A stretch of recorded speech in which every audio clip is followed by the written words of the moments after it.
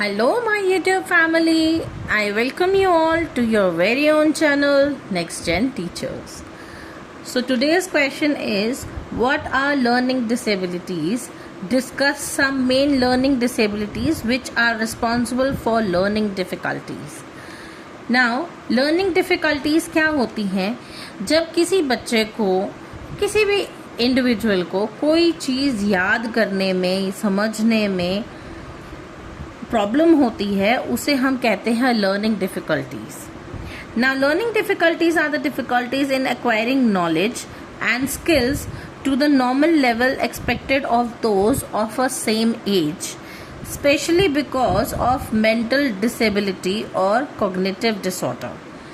अब किसी भी नॉर्मल इंसान को सेम एज के हिसाब से अगर दो बच्चे हैं या दो इंडिविजुअल्स हैं, उनको अगर एक जैसी चीज़ समझ में नहीं आ रही है तो इसका मतलब है कि दोनों में से किसी एक को लर्निंग डिसेबिलिटीज हो सकती हैं.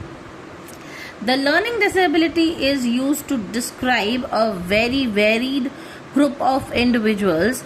This includes people who have higher levels of care needs, continue of learning ability. ऐसे जो इंडिविजुअल्स होते हैं उनको बहुत ज़्यादा केयर की ज़रूरत होती है और कंटिन्यू लर्निंग की ज़रूरत पड़ती है. Learning disabilities are neurological or developmental disorders that affect a person's ability to receive, process, store और express information. Learning disability जो है वो इंटेलिजेंस से उसका कोई लेना देना नहीं है, बल्कि वो जो है एक न्यूरोलॉजिकल या फिर डेवलपमेंटल डिसऑर्डर है, जिसके अंदर किसी भी इंसान को जो है अपना किसी स्किल को रिसीव करने में, किसी इंफॉर्मेशन को प्रोसेस करने में, स्टोर करने में, ज़्यादा समय तक याद रखने में या फिर कोई भी इंफॉर्मेशन को एक्सप्रेस करने में प्रॉब्लम हो, उसे हम लर्निंग डिसेबिलिटीज़ कहते हैं. They are not related to low intelligence और लैक ऑफ मोटिवेशन और पुअर टीचिंग.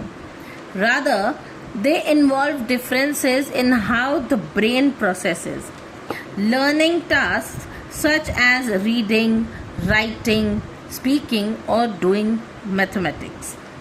अब ये जो लर्निंग डिसेबिलिटीज़ हैं, ये किसी तरीके की इंटेलिजेंस से इसका कोई मतलब नहीं है कि बच्चा इंटेलिजेंट है या नहीं है. ये एक न्यूरोलॉजिकल डिसऑर्डर होते हैं अलग अलग तरीके के, जिनकी वजह से कोई भी इंडिविजुअल जो है किसी नए स्किल को सीखने में या उसे ज़्यादा समय तक याद रखने में प्रॉब्लम क्रिएट करता है. Students with learning disabilities often have average और above average intelligence but face specific difficulties in academic skills.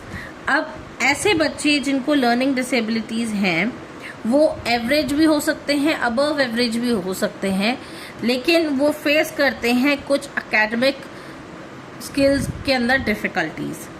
Definition है, learning disabilities refer to a group of disorders that cause significant difficulties in acquiring and using listening, speaking, reading, writing, reasoning और mathematical abilities.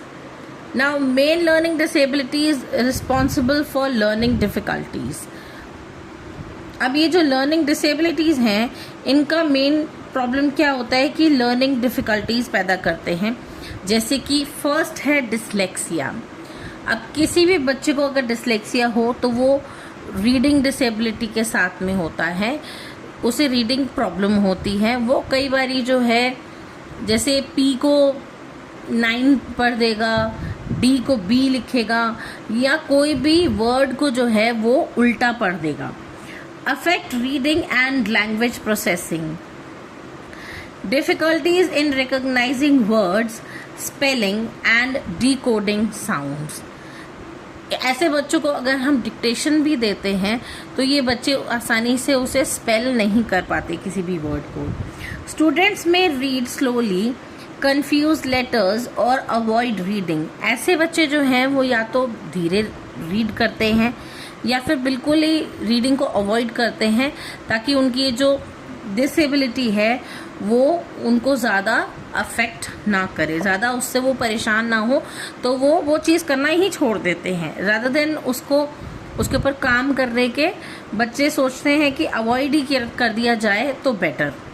It leads to poor comprehension and academic struggle. ऐसी चीज़ों की वजह से, ऐसी disability की वजह से जो है बच्चा कॉम्प्रिहेंस नहीं कर पाता और एकेडमिक स्ट्रगल भी करता है। सेकेंड डिसेबिलिटी जो है वो है डिस्ग्राफिया। इसके अंदर बच्चे को लिखने में प्रॉब्लम होती है। आपने देखा होगा काफ़ी सारे बच्चों की जो है हैंडराइटिंग बड़ी गंदी होती है, वो बड़ा ऊपर नीचे लिखते हैं। हिंदी के लेटर्स जो हैं वो हवा में लिखते हैं, इंग्लिश के लेटर जो हैं वो नीचे लाइन पे लिख देते हैं जैसे हिंदी के लेटर्स लिखते हैं। तो वो बड़े कंफ्यूज्ड होते हैं और उनको राइटिंग एबिलिटीज़ जो है उनकी वो अफेक्ट होती हैं। Problems with handwriting, spelling, organising thoughts on paper. Writing में भी मेसी, स्लो और अनक्लियर। ऐसे बच्चों की राइटिंग जो है बड़ी मेसी हो सकती है, धीरे लिख सकते हैं और अनक्लियर लिख सकते हैं। स्टूडेंट्स में अवॉइड राइटिंग टास्क्स। अब बच्चों को सबसे मेन चीज़ क्या होती है, जैसे उनको कोई चीज़ नहीं समझ में आती, उनका फर्स्ट और फॉरमोस्ट चीज़ होती है क्विट कर दो। अगर रीडिंग करनी नहीं आ रही है, डिस्लेक्सिया है, रीडिंग क्विट कर दो, अवॉइड कर दो। अगर डिस्ग्राफिया है, लिखना अगर नहीं आ रहा है तो they don't even try, they just avoid it. Third जो डिसेबिलिटी है वो है डिसकैल्कुलिया। अब इसके नाम से ही पता चल रहा है कि ये एक मैथमेटिक्स डिसेबिलिटी है। It affects understanding of numbers and mathematical concepts, difficulty in basic calculations, remembering formulas और टेलिंग टाइम। बच्चे जो हैं ऐसे टाइम पे जो है टाइम बताने में प्रॉब्लम करते हैं, उनको टाइम देखना नहीं आता, या फिर कोई बड़ी कैलकुलेशन करने में प्रॉब्लम करते हैं, या फिर कोई फॉर्मूला जो है मैथ्स का उसे याद रखने में भी उनको प्रॉब्लम होती है, जिन बच्चों को डिसकैल्कुलिया होता है। Students struggle with problem solving involving numbers. जौन सी भी प्रॉब्लम सॉल्विंग होती है जिनके अंदर नंबर्स इंक्लूड होते हैं, बच्चे उसको करने में प्रॉब्लम फेस करते हैं। फोर्थ डिसेबिलिटी है ऑडिटरी प्रोसेसिंग डिसऑर्डर। नाउ इसके भी नाम से ही पता चल रहा है, ऑडिटरी का मतलब है साउंड से रिलेटेड। बच्चा चीज़ों को करेक्टली बोल नहीं पाता। डिफिकल्टी इन प्रोसेसिंग साउंड और spoken instructions. Students may hear words but can not interpret them correctly. It leads to misunderstand classroom directions और लेक्चर्स। बच्चों को बोला क्या जाता है, बच्चे समझते क्या हैं।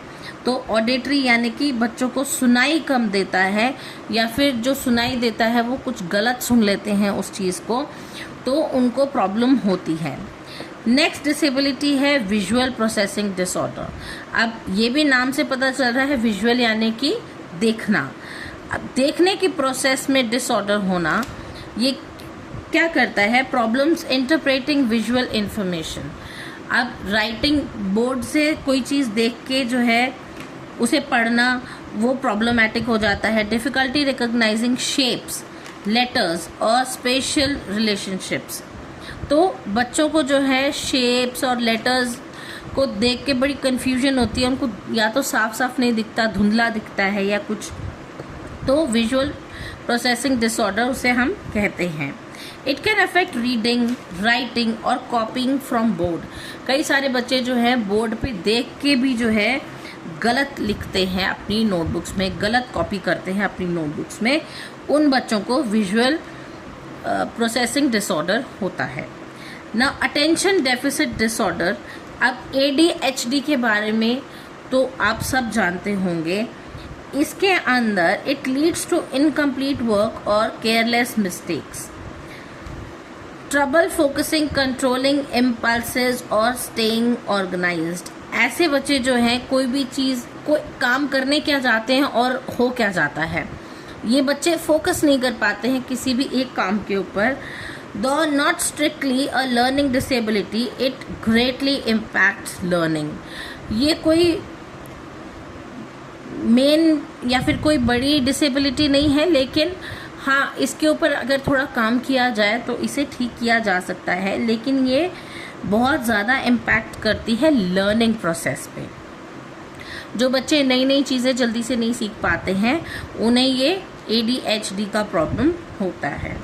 Now conclusion is learning disabilities are specific difficulties in processing information that hinder academic performance despite normal intelligence.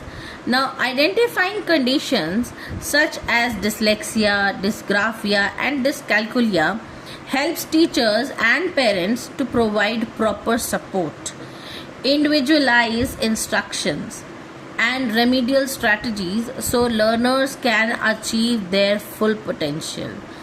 अब जब टीचर को पता चल जाता है, टीचर उस चीज़ को आइडेंटिफाई कर लेती है कि बच्चे को इस प्रॉब्लम से रिलेटेड दिक्कत आ रही है क्लास में, तो टीचर क्या करती है, ऐसे बच्चों को थोड़ी थोड़ी गाइडलाइंस देती है, उनके लिए स्ट्रेटजीज बनाती है, रेमेडियल क्लासेस प्रोवाइड करती है और इंडिविजुअल इंस्ट्रक्शंस देती है ताकि वो बच्चे भी कोप अप कर पाएँ और जो है चीज़ें अचीव कर पाएँ विद देयर फुल पोटेंशियल।